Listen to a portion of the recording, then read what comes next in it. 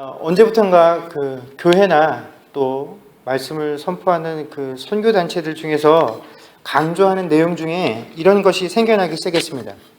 이제 교회와 또 믿는 자들이 세상에 선한 영향력을 끼쳐야 한다라는 것이죠.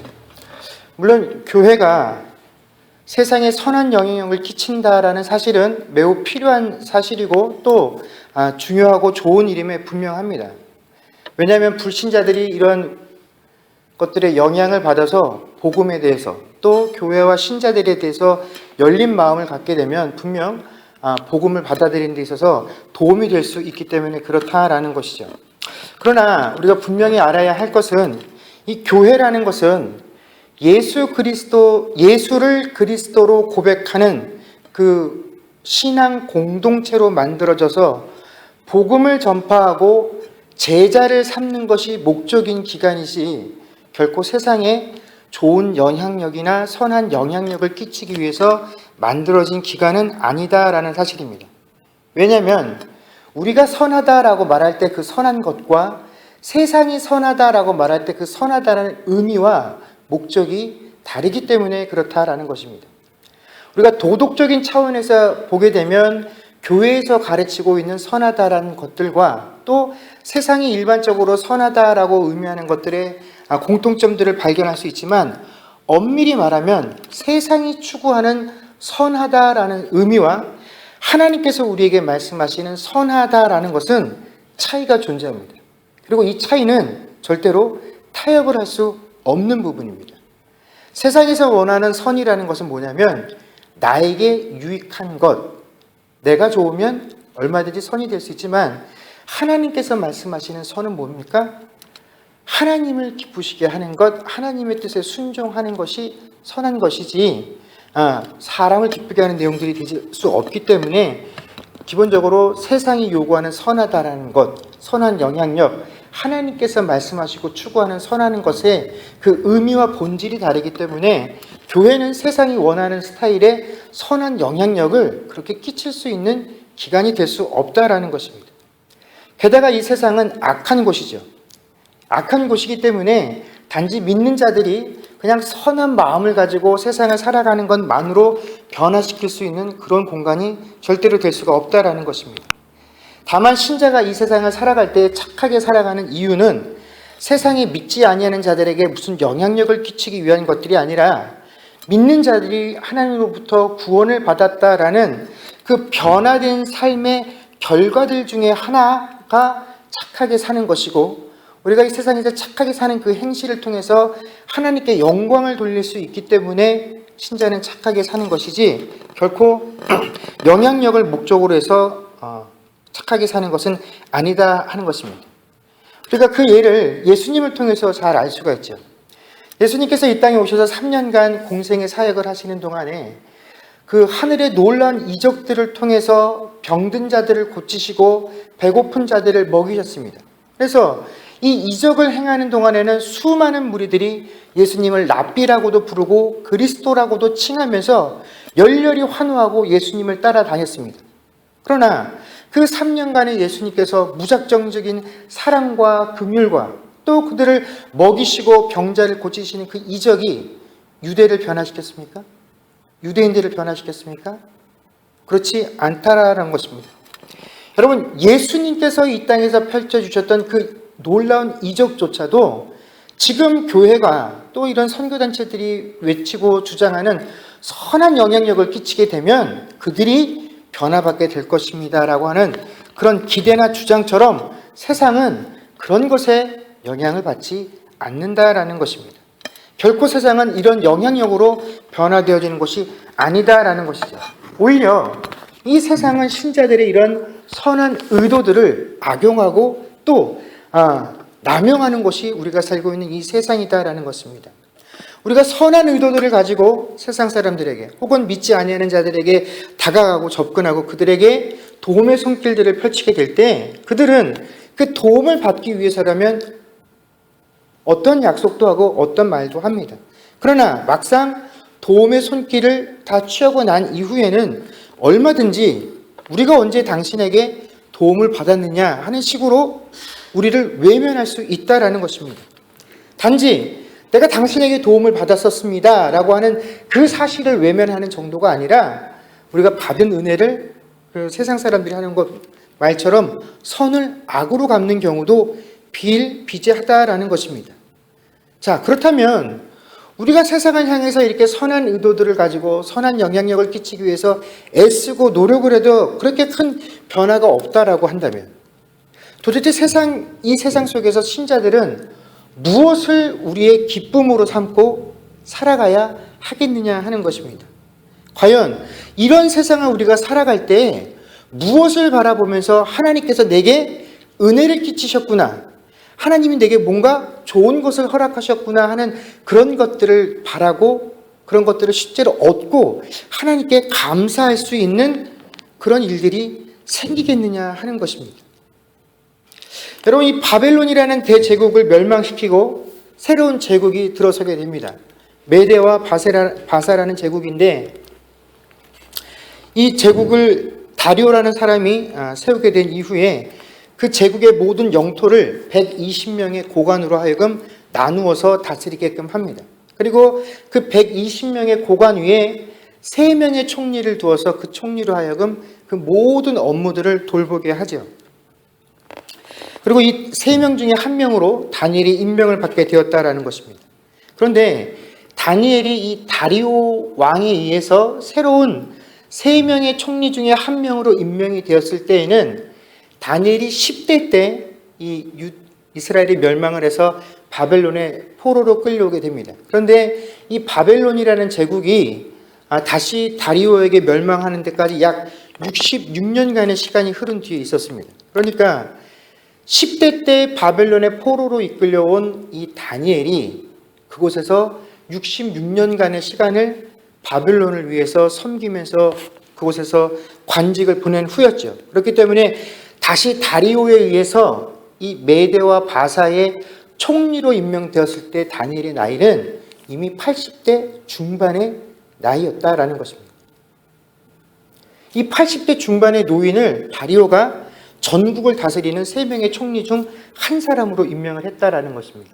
더군다나 이 다니엘은 이 다리오의 손에 의해서 멸망당한 이 바벨론이란 제국에서 그 당시에 유일무이한 총리직을 수행하고 있었던 인물이었습니다. 자, 자신이 바로 그 앞에 무너뜨린 왕국의 총리로 지냈던 사람이다라고 한다면 마땅히 그 나라가 멸망할 때 그 사람이 같이 죽임을 당한다라고 해도 전혀 이상할 것이 없는 것이 다니엘의 신분이었다라는 것이죠. 그럼에도 불구하고 그 나라를 멸망시킨 이 다리오 왕이 또다시 다니엘을 이 3명의 총리 중에 1명으로 임명을 했다라는 것은 무엇을 의미하냐면 이 다니엘이라는 인물이 과거의 신분 또 지금의 나이 이 모든 것들을 다 불문하고 너무나 탁월한 인재였다라는 사실을 우리에게 가르쳐주고 있다라는 것입니다. 그래서 2개의 왕조에 걸쳐서 3명의 왕에게 신임을 받고 전국의 총리로 활약을 했다라는 것은 개인적으로 다니엘에게 큰 영광이고 또 자랑거리가 될 수밖에 없다라는 것입니다. 자, 그러자 문제가 생겨나기 시작했습니다. 이 다니엘을 시기하고 모함하는 자들이 생겨나게 된 것이죠. 그들은 어떻게 해서라도 다니엘을 지금 그가 서 있는 그 위치로부터 끌어내리고 싶었습니다. 근데 문제는 뭐냐면 그들이 다니엘을 시기해서 아무리 무너뜨리고 넘어뜨리려고 해도 도무지 이 다니엘이라는 사람에게 약점이 없더라는 것입니다. 뭔가 좀 허물을 발견해서 이 허물을 가지고 그를 고발하려고 하는데 도무지 약점을 발견할 수 없었다라는 것이죠.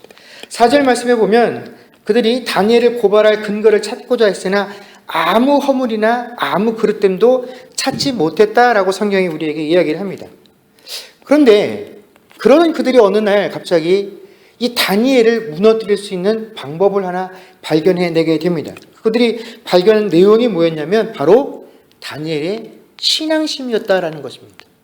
그들이 생각을 하고 그들이 다니엘을 유심히 관찰하니까 다니엘을 넘어뜨릴 수 있는 유일한 연결고리가 뭐냐? 그것은 바로 하나님이 그에게 주신 율법과 관련된 일로만 다니엘에게 올무를 씌울 수 있다라는 사실을 그들이 발견하게 되었다라는 것입니다. 그래서 그들은 왕에게 찾아가서 이렇게 제안을 합니다. 왕이시여, 지금부터 30일 동안 누구라도 왕 이외에 어떤 사람이나 신에게 무릎을 꿇고 기도를 하거나 뭔가 간구를 하면 그 사람은 무조건 사자굴에 던져 넣어 버립시다. 했더니 왕도 그 법안을 옳게 여기서 거기에 사인을 해 줍니다.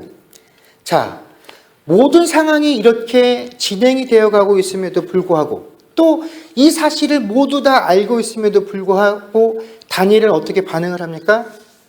집에 돌아와서 예전에 자기가 하던 것과 똑같이 행했다라고 성경이 우리에게 가르쳐주고 있습니다.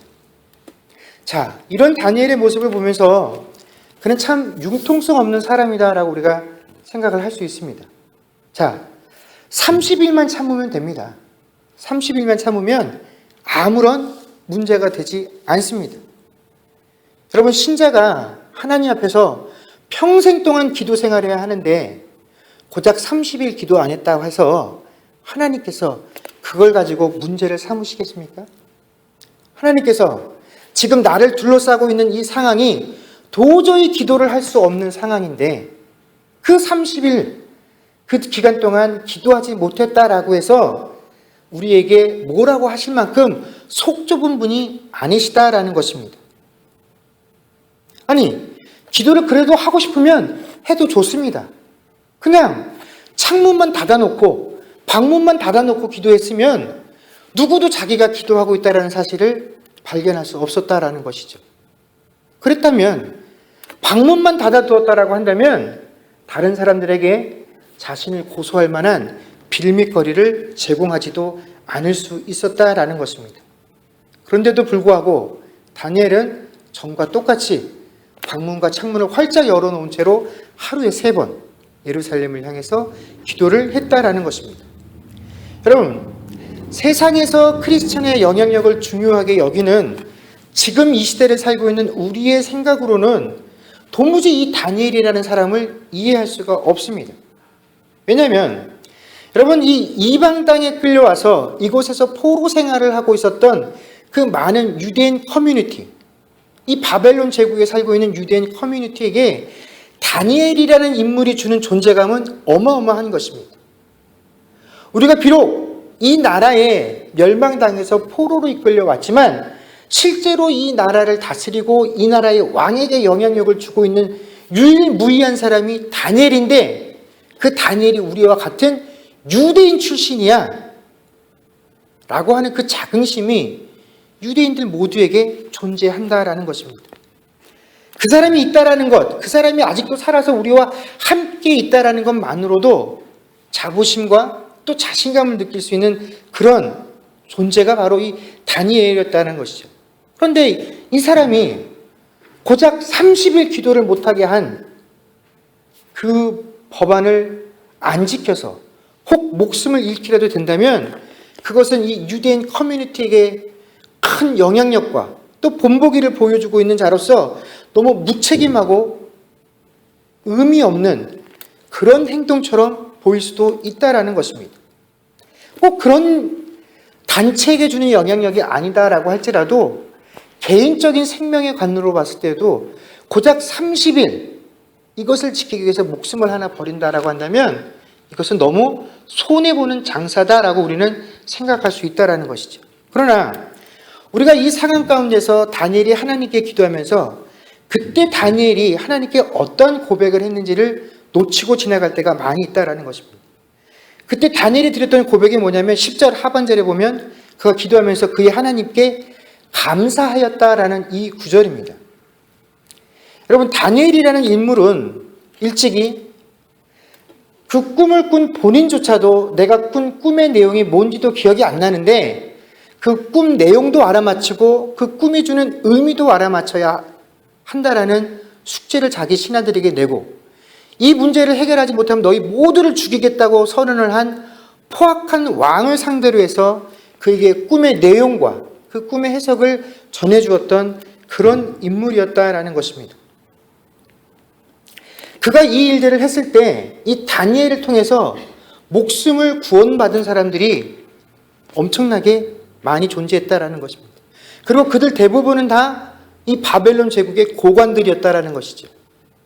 그리고 그 바벨론의 고관들 중 대부분이 오늘 이 다니엘과 마찬가지로 메대와 바사라는 제국에서 또다시 관료로 활동을 하고 있었다라는 것입니다. 그런데 이들 중에 누구 한 사람도 다니엘이 이 30일 동안 기도할 수 없다라는 명령을 어겨서 죽음의 위기에 처하게 되었을 때 나서서 다니엘을 위해서 변론해 주는 사람이 한 명도 존재하지 않았다라는 것입니다. 아니, 그를 위해서 변론해 주는 것은 고사하고 좀 한다 하는 모든 사람들이 다 모여서 우리가 어떻게 하면 다니엘을 없앨 수 있을 것인가를 공모하는 그런 상황에 다니엘이 처하게 되었다라는 것이죠. 여러분, 다니엘은 도덕적으로도 탁월했고 그 업무를 수행하는 능력적으로도 매우 탁월한 인물이었습니다. 그는 주변 사람들에게 도움을 주면 주었지 절대로 해를 끼치는 일을 단 한 번도 한 적이 없는 사람이었습니다. 그가 그런 능력으로, 그런 인격을 가지고 이 이방 땅에서 60년이 넘게 헌신하고 충성을 해왔지만 결코 그런 충성과 헌신들이 주변을 변화시키지 못했다라는 것입니다. 그뿐만이 아닙니다. 이 다니엘은 한때 그 제국을 다스리고 있는 왕에게 하나님을 전하고 그 왕으로 하여금 하나님만이 신 중에 신이고 그분이 나에게 모든 것을 허락하시고 세상의 모든 권력이 다 그분의 손안에 걸려있다라는 것을 고백하게 만들고 이제 내가 다스리고 있는 이 제국 안에 있는 모든 사람도 나와 마찬가지로 이 하나님을 경배하고 찬양해야 한다라는 그런 명령을 내리게끔 만든 적도 있었습니다. 우리가 그런 상황을 보게 되면 이제 이 제국을 다스리고 있는 왕이 하나님을 믿으니 이 왕을 통해서 하나님께서 뭔가 더 큰 일을 하시겠구나 싶었는데 그 다음 때가 되자마자 그 왕의 고백은 다 일순간에 물거품과 같이 사라져 버리는 그러한 상황을 맞이하게 되었다라는 것입니다. 여러분, 다니엘이 그곳에 사는 동안 그가 그 땅에 끼친 영향력이 분명 적다고는 할 수 없을 것이나 여러분, 그가 세상에 끼쳤던 그 영향력이라는 것은 그 결과는 우리가 기대하는 것과는 전혀 다른 방향으로 흘러갔고 또 지금 우리들이 생각하고 바라고 말하는 것 같은 그런 선한 영향력의 결과들을 만들어내지도 못했다라는 것입니다. 여러분, 그 땅에서 그곳의 사람들을 위해서 헌신하고 충성하고 또 그가 할 수 있는 최선을 다해서 목숨을 내어놓고 하나님을 증거하는 일들을 했으나 80이 넘을 그의 인생을 마무리해야 할 시점에 그에게 돌아온 것은 그 사람들의 공로와 또 그 공로를 인정해주는 칭찬들이 아니라 어떻게 하면 자기 자신을 넘어뜨릴까 하는 그 사람들의 음모만이 자신의 인생을 기다리고 있었다라는 것입니다.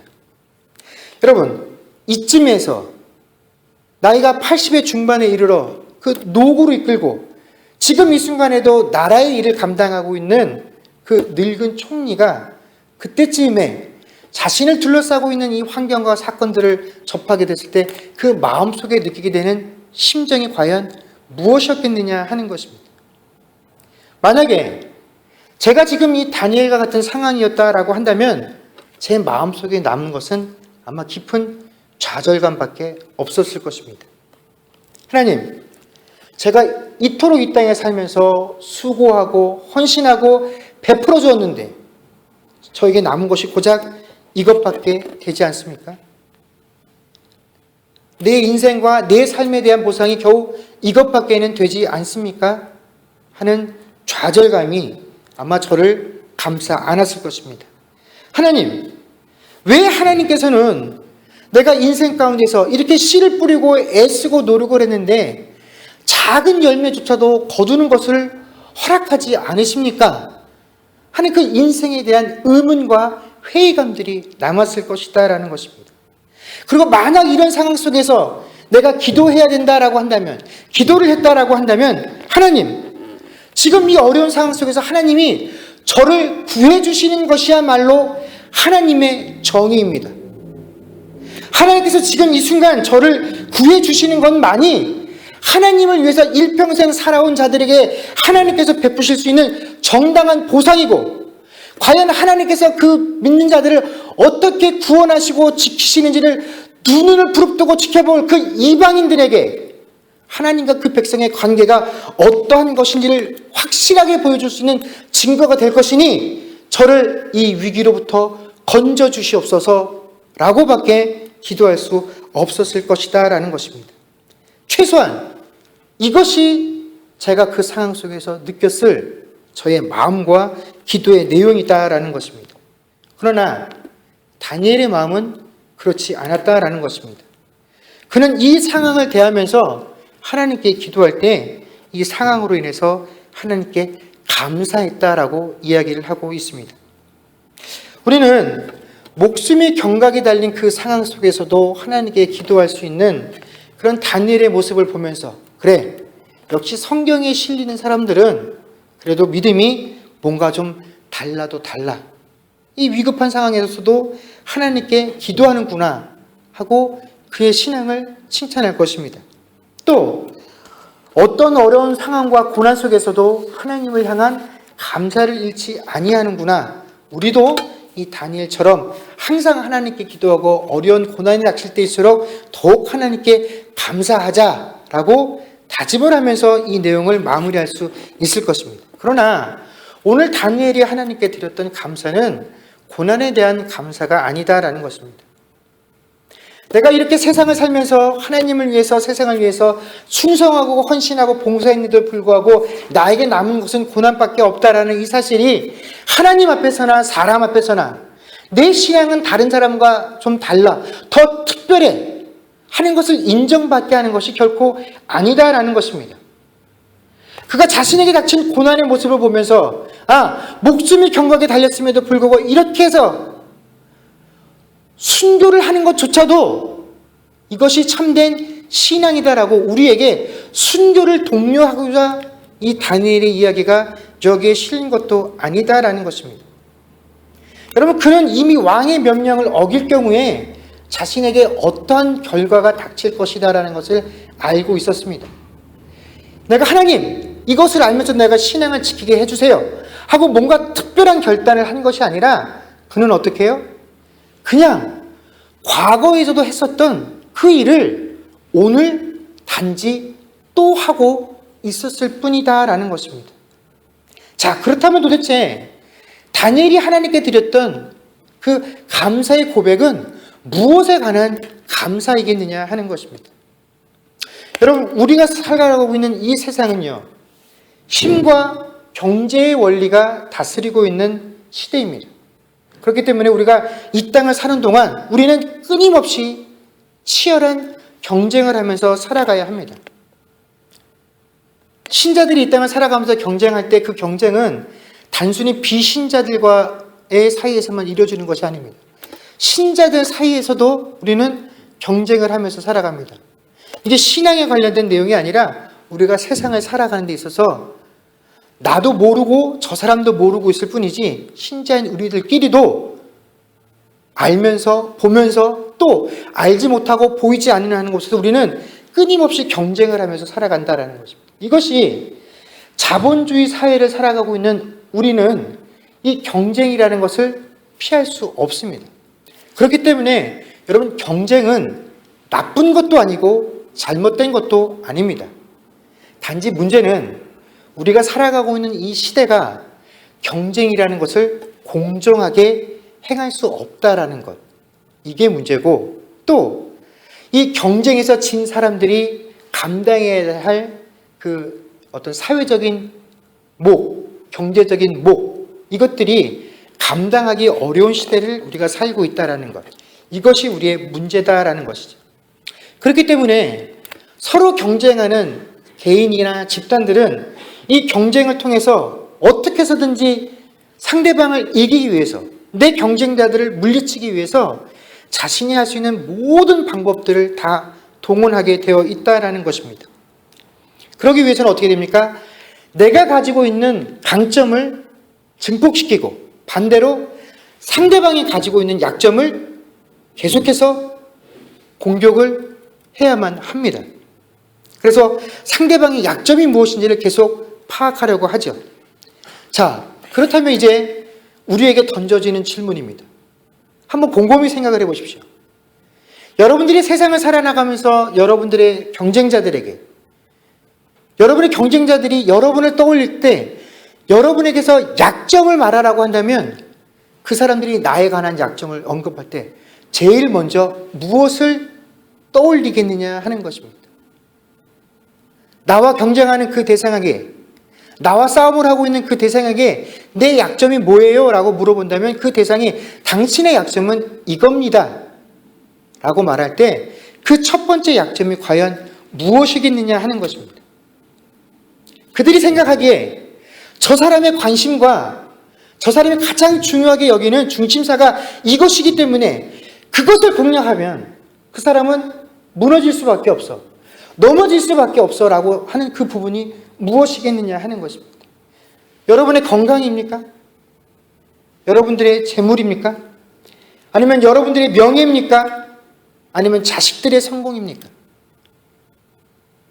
그런데 다니엘은 인생을 살아가면서 세상의 모든 자신의 경쟁자들에게 자신의 약점이 무엇으로 보였냐면 무엇이었습니까? 하나님이었다라는 것입니다. 다니엘은 하나님과 관련되고 하나님께서 그에게 주신 명령이라고 한다면 그것을 지키기 위해서 다른 모든 것들을 포기해버리기 때문에 그 주변의 것들 가지고 아무리 다니엘의 약점을 찾으려고 해도 다니엘에게 약점을 발견할 수가 없어. 다니엘을 무너뜨리려면 무엇으로 다니엘을 공격해야 된다고요?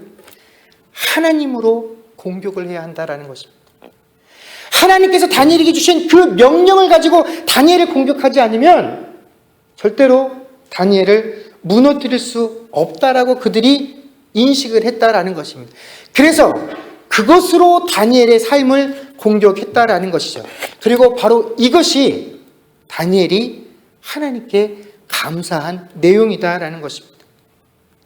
여러분, 신앙생활을 하고 살아가는 우리 중에 하나님이 내게 약점이 되기를 원하면서 신앙생활하는 사람은 없습니다. 우리는 어디 가서라도 항상 하나님이 내 강점이다라고 말을 하고 나는 연약하지만 하나님이 강하시기 때문에 나는 그 일을 할 수 있다라고 말하는 자들입니다. 설사 내가 세상을 살아가면서 세상으로부터 고난을 당하고 환난을 당하고 어려움을 당하고 공격을 당할지라도 하나님께서 나를 그 어려움으로부터 건져내어 주실 것을 믿고 기대하며 신앙생활하지, 내가 하나님 때문에 있지도 아니하는 고난을 받게 될 것을 기대하면서 신앙생활을 하는 사람들은 없다라는 것입니다. 누구라도 우리는 하나님이 내 강점이다라고 말을 하지 하나님이 내 약점이 될 수 있다라고 생각하지 않는다라는 것입니다. 혹여 내가 하나님을 믿고 신앙생활을 하는데 그 하나님이 내게 약점이 되어진다라고 한다면 이건 분명히 뭔가 잘못된 것이다라고 우리들은 생각을 하게 될 것입니다. 그러나 다니엘은 그렇지 않다라고 우리에게 보여줍니다. 그리고 그 사실로 인해서 하나님께 감사한다라고 이야기를 하고 있다라는 것입니다. 여러분, 신자가 세상을 살아나갈 때 신자가 세상의 원칙인 이런 경제력이나 권세와 같은 내용으로 그들과 경쟁하고 또 유혹을 하거나 유혹을 당할 수 있다라고 한다면 여러분, 그 싸움의 결과는 이미 뻔한 것입니다. 우리는 결코 그런 것들을 가지고 세상에 영향력을 끼칠 수 없습니다. 그것을 가지고 경쟁을 하고 그것이 우리의 영향력의 주체가 되는 순간 이미 우리는 뭐의 영향력으로 들어간 겁니까? 세상의 영향력으로 들어간 것입니다. 우리가 세상에서 성공해서 그 성공으로 세상에 뭔가 영향력을 주기를 원하면 이미 그것에 우리가 진 거기 때문에 세상과 싸움을 할 수 없다라는 것입니다. 여러분, 오히려 신자는 그런 세상의 물질, 명예, 권세 이런 것들로는 도무지 저 사람들을 흔들 수 없기에 저 사람들의 근원이 무엇이냐? 그 근원을 들춰봤더니 그들의 근원은 물질이 아니고 명예가 아니고 건강이 아니고 자식의 문제가 아니고 그들의 근원은 신앙이요, 하나님이요, 하나님께서 그들에게 주신 명령인 것을 알았기에 그것을 흔들지 않고는 그를 세상에서 넘어뜨릴 수 없다라는 사실을 우리의 원수가, 내 경쟁자가 확인하고 인정하고 알 수 있는 삶을 사는 것, 이것이 우리가 세상에게 줄 수 있는 영향력의 실체다라는 것입니다. 그래서 바로 다니엘은 내가 세상 가운데 그렇게 보이게 된 것에 감사를 했다라는 것입니다. 내가 60년을 넘게 이 땅에서 승승장구하면서 2개의 왕조를 거치면서 3명의 임금을 섬기며 총리의 자리까지 오르고 수많은 사람들이 자기를 표본으로 삼아 저와 같은 인생을 살아야지, 저와 같은 성공을 거두어야지, 그런 것들을 내가 세상에 보여주면서 살았기 때문에, 내가 이런 부귀와 명예를 누리면서 살았기 때문에 하나님 감사합니다라고 그가 하나님께 감사하는 것이 아니었다라는 것입니다. 오로지 내 경쟁자들에게, 세상의 원수들에게, 내 대적들에게 나를 쓰러뜨릴 수 있는 유일한 조건이 바로 하나님이시오, 신앙이시오, 하나님께서 내게 주신 명령 외에는 없다라는 사실을 내가 이 땅 가운데 보여주면서 살았던 삶, 내가 그것을 내 대적들에게 보여주었다라는 것, 그것이 감사하다라고 다니엘이 우리에게 말씀해주고 있다라는 것입니다. 물론 다니엘은 이것조차도 의도하면서 산 것은 아니었겠지만 어쨌든 간 그가 이방 땅에서 살았던 삶이 그 원수들에게 그것을 인식시켜 주었다라는 것입니다.